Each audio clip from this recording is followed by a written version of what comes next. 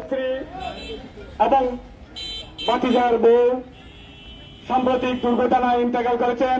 ইন্না লিল্লাহি ওয়া ইন্না ইলাইহি রাজিউন। এবং পাশাপাশি আরেকটি ভাই ইন্তেকাল করেছেন সড়ক দুর্ঘটনায়। বেপরোয়া ইগল গাড়ির ধাক্কায় তাদের মর্মান্তিক মৃত্যু হয়। আমরা তাদের রুহের আত্মার মাগফিরাত কামনা করছি।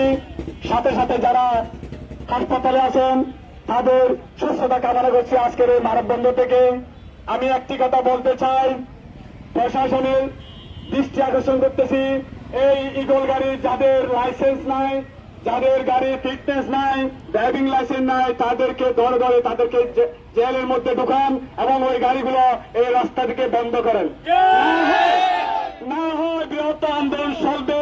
গাছবাড়ি কলেজ, আপনাদের জাফর আহমদ কলেজ, পটিয়া কলেজ, সব কলেজের ছাত্র এক হবে।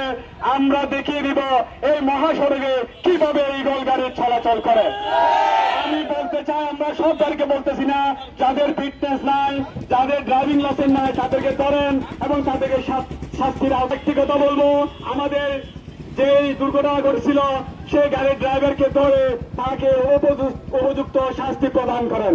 প্রশাসনের প্রতি আমি দৃষ্টি আকর্ষণ করবো, ওই গাড়ির মালিককেও আপনারা রেহাই দেবেন না, তাদেরকে ধরে আইনের আওতায় আনেন। এটাই আমাদের প্রাণের দাবি।